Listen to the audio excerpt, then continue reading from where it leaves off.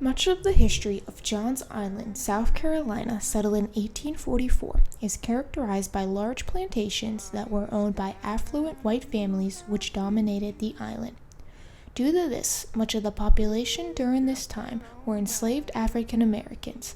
The island found economic prosperity in its sale of indigo, cotton, and rice grown on these plantations. Following the Civil War, Reconstruction brought important changes to many southern cities and states, including Johns Island. Much of the land that was previously plantations was redistributed among the former enslaved citizens.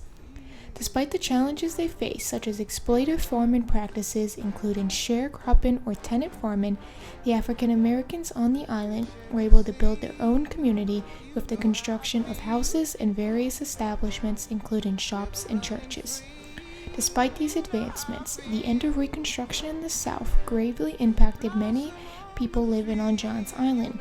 African American members of this community were not only trapped in the cycle of poverty due to the legal discrimination practiced during this time period, but were also denied many of the rights that the white citizens received for much of the late 19th and early 20th centuries. By the 1940s, nearly 80 years after the passing of the 13th, 14th, and 15th Amendments, the African American residents of Johns Island were barred from many of the resources allocated to white citizens and were denied rights such as education and voting. Born in 1910 on Johns Island, Esau Jenkins dedicated much of his life to advocating for the rights of black citizens by instituting schools, new organizations, and community meetings, and in turn not only bettered the community of Johns Island, but all of South Carolina. Although Esau himself would not receive more than a fourth-grade education, he understood the importance education had in the African American community. This was largely due to the heavy restrictions placed on African Americans in order to vote, as they were required to read and write various passages of the United States Constitution. By 1940, only 0.8% of the voters in South Carolina were African American. At the time, there was not a school on Johns Island for black students. The closest was Burke High School in Charleston, over 10 miles away. Jenkins and his wife Janie bought a bus in 1945 to drive their children, along with others on the island, to school. Soon enough, they would also help adults commute to and from work due to the lack of accessible public transportation for black citizens. It was on these bus rides that Jenkins would attempt to teach them to read and write the Constitution, although at the time it was primarily memorization and largely ineffective. In the early 1950s, Jenkins would be invited to the Highlander Folk Center in Tennessee by fellow activist Septimus Clark. The two, along with Bernice Robertson, would emphasize the need for education in classes on Johns Island, and together with the aid from the Highlander, they established the first citizenship school in 1954. 80% of the school's first class would end up registering to vote. From 1956 to 1960, African American voters on Johns Island increased 300%. The citizenship school would end up being transferred to the Southern Christian Leadership Conference in order to grow the program that would end up being one of the great achievements in the civil rights movements, with more than 28,000 students. But the monumental first step that Jenkins, Clark, and Robinson took would not be forgotten. The first citizenship school was established on Johns Island in the Progressive Club, which was founded by Jenkins in 1948. He would cite two major events as his motivation to start in the club.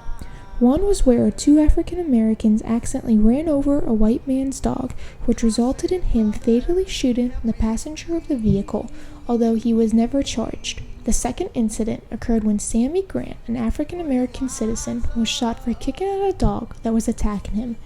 It was not until Jenkins raised money to appeal to the court that a conviction would be found. Were involved, but I really want to tell you about, I'd like to share the fact that Esau Jenkins experienced an event. He didn't see it. Well, let me tell you what the event was. A white man shot a black young boy, and the white man shot the boy because the boy accidentally ran over the man's dog. So he just killed the boy. And I understand the dog really ran out in front of the truck, I think it was. And so, but the white man killed the boy, this black boy, and the people, predominantly African American and literally African American, you can still hear the Gullah language, they call it, spoken around the island there in those days.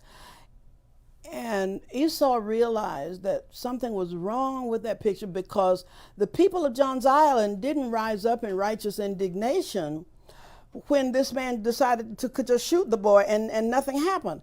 And Esau was smart enough to know that they didn't protest this killing because the boy, because the people of, they didn't protest the killing because the people on the island had no political power. The Progressive Club served not only as the first citizenship school, but also as a gymnasium, store, daycare, and community meeting place, which attracted many civil rights leaders, including Dr. Martin Luther King Jr., who would stay there at the center when he was in Charleston, and Reverend Ralph Abernathy. Esau Jenkins also understood one of the biggest troubles the people of John's Island faced was poverty.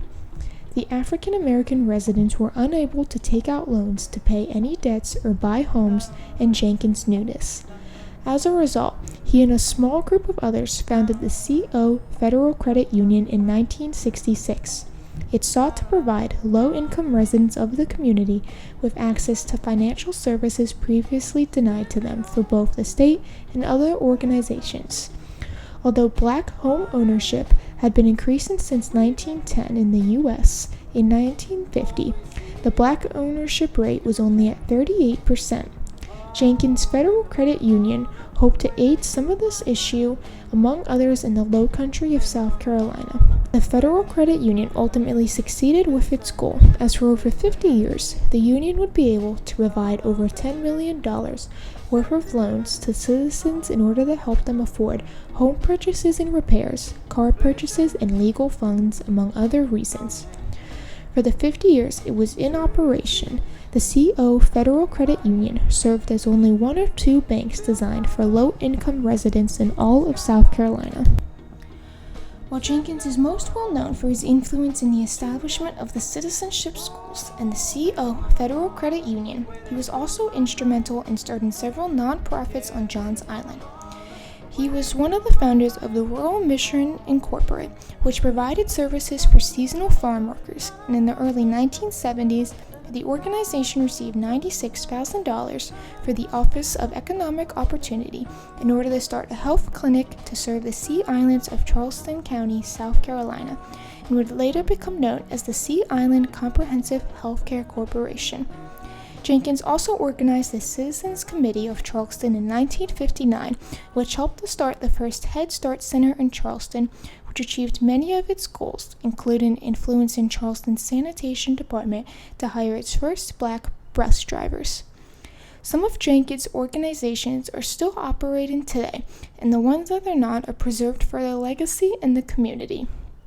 One of Jenkins' biggest achievements for the community of John's Island was the establishment of its first school for black students in 1951, the Hot Gap High School, which is still open today as a middle school serving both John's Island and Wautoma Island. Esau Jenkins dedicated much of his life to helping not only the residents of John's Island, but all of South Carolina. Jenkins did not achieve any of his goals through haste or aggression, but rather relied on diplomatic measures to truly embody his life's motto: love is progress, hate is expensive.